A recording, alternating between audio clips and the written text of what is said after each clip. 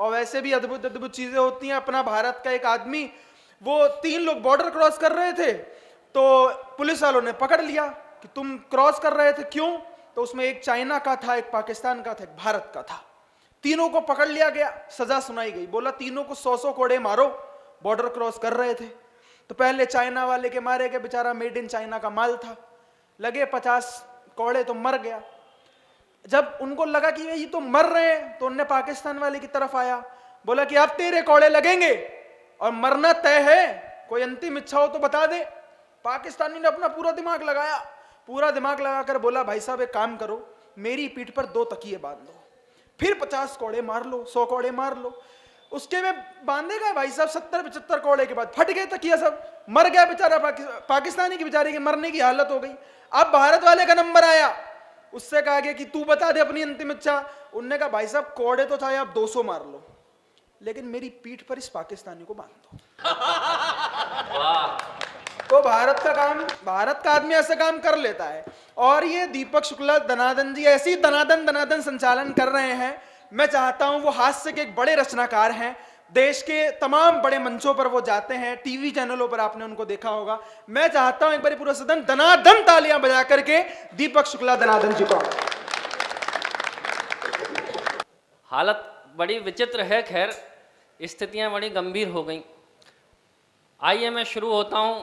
संचालन में मैं कुछ भी बात करूं, लेकिन मेरी आदत है कि काव्य पाठ में मैं बातचीत नहीं कर पाता हूं, इसलिए मैं जो करता हूं वो करूंगा। बस आप लोगों का साथ चाहिए, थोड़ा सा मुझे साथ दे दीजिएगा ताकि मुझे लगे कि मेरा आना जहां सार्थक हो गया। माँ ने कहा बेटा मेरा जोरू का गुलाम बना, बीबी बोली लगता है मुझे माँ का लाल तू। माँ ने कहा बेटा मेरा जोरू का गुलाम बना, बीबी बोली लगता है मुझे माँ का लाल तू। पापा बोले मैं भी इसी दौर से गुजर चुका, मेरी माँ तो रही नहीं तेरी माँ संभाल। वाह वाह वाह।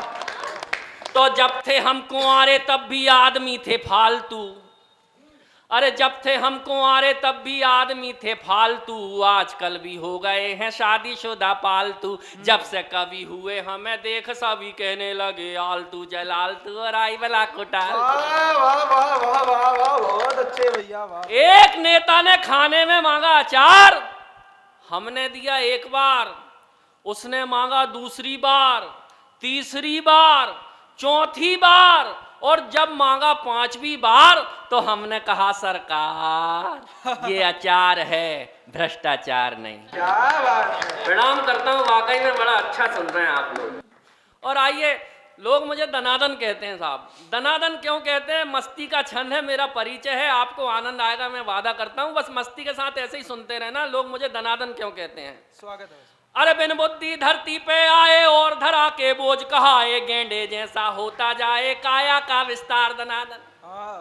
बिन बुद्धि धरती पे आए और धरा के बोझ कहाए, गेंडे जैसा होता जाए काया का विस्तार दनादन। शिक्षा की नहीं बिल्कुल इच्छा, लेकिन बारंबार परीक्षा देते थे और 0 नंबर पाते थे हर बार दनादन। तो कक्षा में टीचर जी सूते, घर में पापा मारे जूते। अरे कक्षा में टीचर जी सूते, घर में पापा मारे जूते, बड़े निठल्ले सांड हो गए खाते खाते मार दनादन। एक दिन एक कबाड़ी आया, डैडी ने हमको तुलवाया, फोकट में भी ना ले पाया, ऐसे हम भंगार दनादन। भाई वाह, बहुत अच्छे। तो बिजनेस भी बर्बाद कर दिया, आती जाती कन्याओं की छोटी छोटी मुस्कानों पर देते रहे उधार दनादन। अरे बिजनेस भी बर्बाद कर दिया, आती जाती कन्याओं की छोटी छोटी मुस्कानों पर देते रहे उधार दनादन। वंचित रहे प्रेमिकाओं से, बॉयफ्रेंड की भूमिकाओं से, हर कन्या ने हम में देखा भैया का किरदार दनादन। क्या बात है, वाह। तो हमने तिकड़म खूब लगाई जैसे तैसे एक पटाई, अरे हमने तिकड़म खूब लगाई जैसे तैसे एक पटाई, फेरे लेके बनी लुगाई टुनटुन सी दमदार दनादन। क्या बात है। हमने तिकड़म खूब लगाई जैसे तैसे एक पटाई, फेरे लेके बनी लुगाई टुनटुन सी दमदार दनादन। हम तो ठहरे चश्माधारी, कहलाते थे सबसे भारी, लेकिन निकली अपनी नारी हिटलर का अवतार दनादन। मेरे मामा कहते हैं कि सुबह सुबह जल्दी उठ के सड़क पे दौड़ लगाया करो, स्वास्थ्य अच्छा होता है। भगवान कसम, एक दिन में सुबह 4 बजे उठ गए नमन भाई साहब, और सुबह जब 4 बजे उठ के सड़क पे दौड़ लगाई तो क्या हुआ, सुनना और आनंद लेना कि सुबह सुबह कसरत को जागे सूनी सड़क और हम भागे। अरे सुबह सुबह कसरत को जागे सूनी सड़क और हम भागे, देख अकेला हमको पीछे पड़ गए कुत्ते 4 दिन। सुबह सुबह कसरत को जागे सूनी सड़क और हम भागे, देख अकेला हमको पीछे पड़ गए कुत्ते 4 दनादन। ओलंपिक का दौड़ विजेता भी ना लगता अपने आगे, बिना पदक के रेस जीत गए ऐसी थी रफ्तार दनादन। क्या बात है। तो बचपन में थी चड्डी ढीली, चड्डी पकड़ कबड्डी खेली। अरे बचपन में थी चड्डी ढीली, चड्डी पकड़ कबड्डी खेली, सब हमको हम चड्डी पकड़े फिर भी लाइन पार दनादन। बचपन में थी चड्डी ढीली, चड्डी पकड़ कबड्डी खेली, सब हमको हम चड्डी पकड़े फिर भी लाइन पार दनादन। अब तो नाड़ा चड्डी में है, अपनी खुशी कबड्डी में है, भ्रष्टों के संग मैच करा दो, कर दे हम उपचार दनादन। बहुत बहुत प्रणाम करता हूँ। आइए, मैं तो अभी परसों एक कवि सम्मेलन में मैंने बड़ी देर तक कविता सुनाई भाई साहब, बड़ी देर तक 1 घंटे कविता सुनाने के बाद भी किसी ने ताली नहीं बजाई तो मेरा दिमाग खराब हो गया।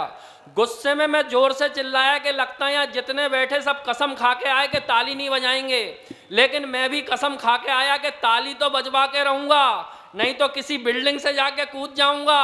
बाजना का कोई व्यक्ति था वहां पे फंसा हुआ, मैंने कहा मैं कसम खा के आया हूं कि ताली तो बजवा के रहूंगा, नहीं तो किसी बिल्डिंग से जाके कूद जाऊंगा। वो बाजना का व्यक्ति उठा, बोला सांस चल धक्का मैं लगाऊंगा। ये कवियों की हालत हो जाती है, हालत बड़ी विचित्र। मैं तो पहले बच्चों को पढ़ाता था, अब कवि हैं, आदत है बच्चों को पढ़ाने की, तो पढ़ाते पढ़ाते कविता सुनाने लगते। इतनी कविता सुनाई कि बच्चे फेल होना शुरू हो गए। मध्य प्रदेश का आदमी हूं, मेरे पास मुख्यमंत्री मोहन यादव का फोन आया, बोले दीपक दनादन तुम्हारे चक्कर में बच्चे फेल होना शुरू हो गए, अगर कल से बच्चों ने अगर कुछ भी किया तो तुम्हारी जिम्मेदारी। लेकिन अपन नहीं माने, मैंने फिर बच्चों को कविता सुनाई तो अगले दिन मेरा ट्रांसफर मुर्गी पालन विभाग में कर दिया। जैसे ही मैं मुर्गी पालन विभाग में पहुंचा, मुर्गियों तक खबर पहुंची कि कवि दीपक दनादन आया, तो डर के मारे मुर्गियों ने अंडे देना बंद कर दिए। अब मेरे पास फिर मुख्यमंत्री जी का फोन आया, बोले दीपक दनादन तुम्हारे चक्कर में मुर्गियों ने अंडे देना बंद कर दिए, कल से अगर मुर्गियों ने 2-2 अंडे नहीं दिए तो समझ लेना तुम्हारी खैर नहीं, मेरा दिमाग खराब। मैं बंदूक लेके मुर्गियों के पास गया, मैंने कहा सुनो मुर्गियों, वैसे तो मैं ब्राह्मण हूं, लेकिन अगर कल से 2-2 अंडे नहीं दिए तो सबको मार के खा जाऊंगा। अगले दिन देखा तो डर के मारे मुर्गियों ने 2-2 अंडे, 2 अंडे, 2 अंडे, 2 अंडे, एक ने एक ही दिया, मेरा दिमाग खराब। मैंने कहा क्यों, जब सबने 2 दिए तो तूने 1 क्यों दिया? बोले साहब वो तो मैंने आपके डर के मारे दे दिया, मैं तो मुर्गा हूं।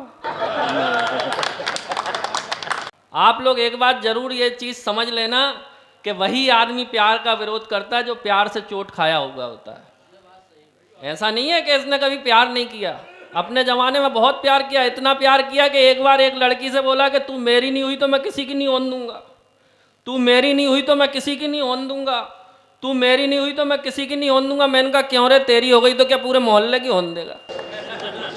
ये स्थितियां हो जाती हैं।